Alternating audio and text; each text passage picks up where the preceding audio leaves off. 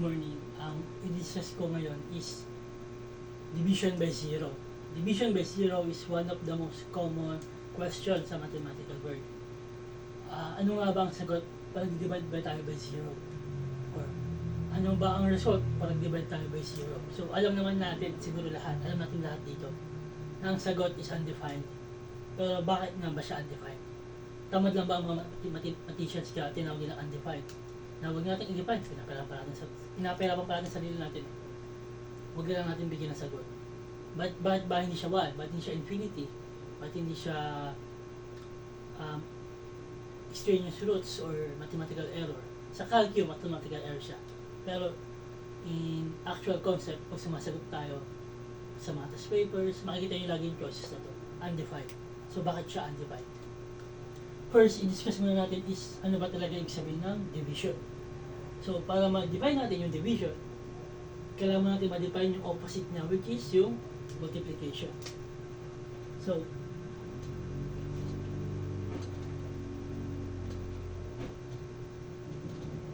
simple term ng multiplication is repeated addition.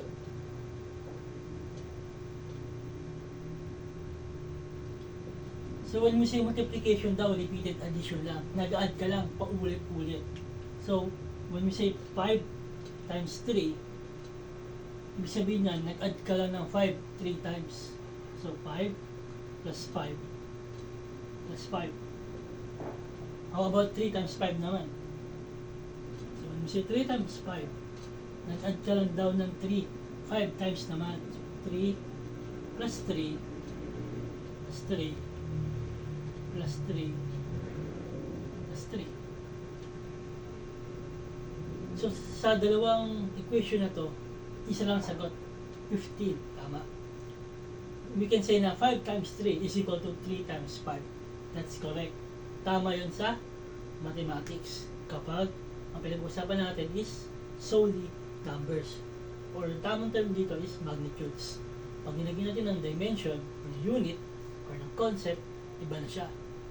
5 times 3 is not equal to 3 times 5 anymore. Bakit? Yung 5 times 3, ang scenario niya, ibig sabihin, meron kang 5 tao. Example, meron kang 5 tao na pinag-ibigyan mo daw ng 3 bag each. So may 5 kang tao na nakatanggap ng 3 bag.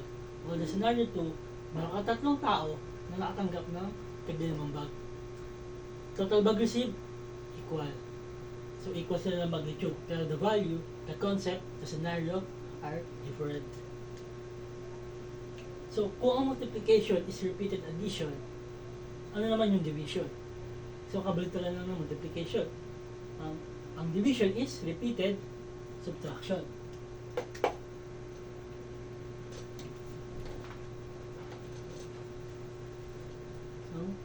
So subtraction.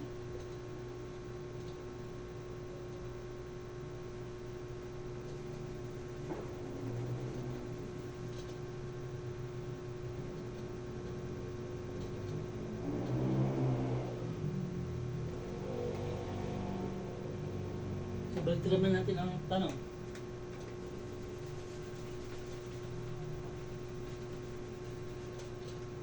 So, 15 divided by 3.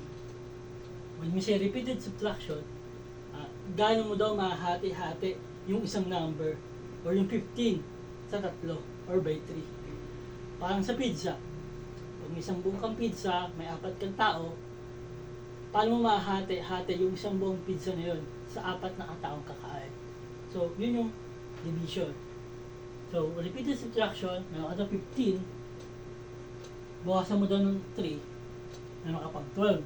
So, pwede mo pa siyang bawasan uli ng 3. Meron ka ngayong 9. Bawasan mo pa siya ng 3, meron kang 6. Bawasan mo ng 3, may 3 ka pa uli. Bawasan mo ng 3, 0 ka na ngayon. So, how many numbers or how many 3 does it take para yung 15 mo maging 0? So, ilan? 1, 2, 3, 4, 5. So 15 divided by 3 is 5. So that's what it means by division, repeated subtraction. So anong importance yung concept nito ng division sa dividing by 0 or division by 0. So, if division is repeated subtraction only, meaning 1 divided by 0 is what? 1 minus 0, meron pa akong 1. Minus 0, meron pa akong 1 ulit. Minus 0, may 1 pa din ako. Minus 0, and so on and so forth. Sagot is what? Positive infinity. So, hindi siya undefined. 1 divided by 0 is positive infinity using this concept. How about we approach it in other way? Kasi mga mathematicians, ganun ginagawa nila. If they conducted something or researched something or tested something and they arrived in a solution na hindi sila ganun ka-sure or hindi sila confident, they approach it in another way. Nag-up sila ng panibagong approach or another method to prove something. So, let's try another approach. Ano yung pwede pang isang gawin nating approach? Kaya natin gawin algebraically ang approach. Gawin natin 1 over x as x approaches 0. So, mag-divide tayo ng number sa 1. Pababa ng pababa hanggang umabot tayo sa 0. So, 1 divided by 1, 1 divided by 0.1, 1 divided by 0.01, saka 1 divided by 0.001, and so on and so forth, hanggang umabot tayo sa 0.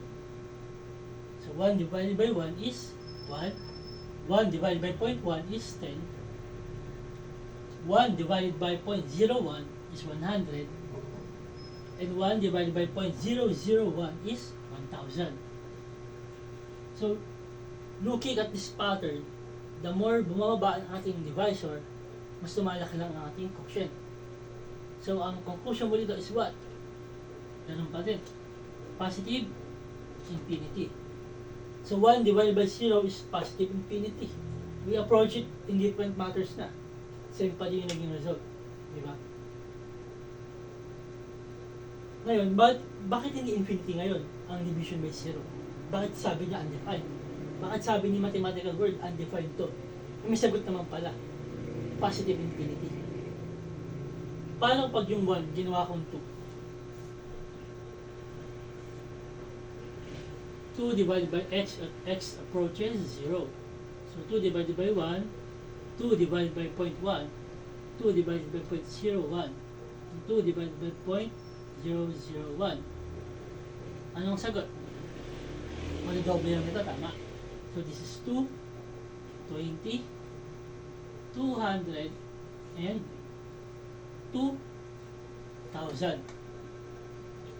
So ang sagot pa din is positive infinity. Ngayon, from these two, sabi mo, 1 divided by 0 is positive infinity. And 2 divided by 0 is positive infinity too. So, para sa ng positive infinity, does it mean na 1 is equal to 2? Hindi, di ba? 1 is not equal to 2. So, this answer is false. Tawag dyan is extraneous solutions.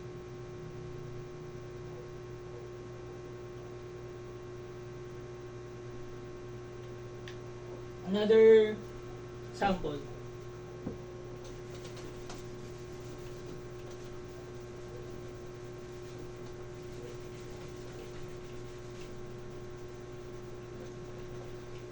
Dito puro tayo sa positive mag-approach. How about dun tayo sa negative mag-approach?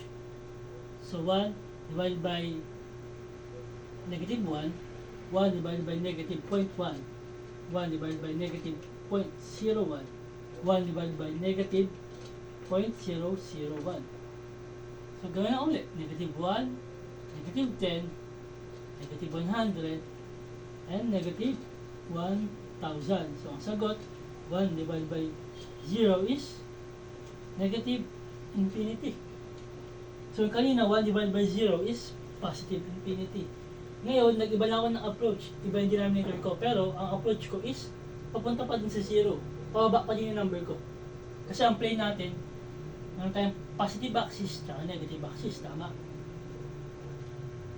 So from 1, itong unang solution ang ginawa kasi from 1, papunta dito sa 0. Ito naman pangalawang solution, from negative 1, papunta pa din ako sa 0. Hanggang makuha ko yung sagot. Pero magkaiba yung binigay niyang final answer. Dito, negative infinity. Dito, positive infinity. Ngayon, meron ka ng magkaibang sagot sa isang question. So, is negative infinity equal to positive infinity ba? Hindi rin. It's not. Kasi yung isa is full of negative numbers, isa full of positive numbers.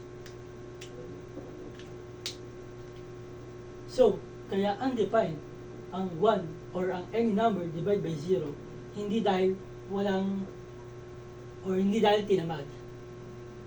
Kaya siya undefined kasi a lot of mathematicians tried to find the value of any number divided by 0 in different approach, in different method, pero iba-iba sila na nakukuha.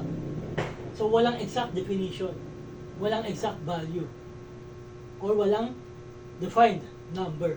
Kaya ang tawag sa kanya is undefined.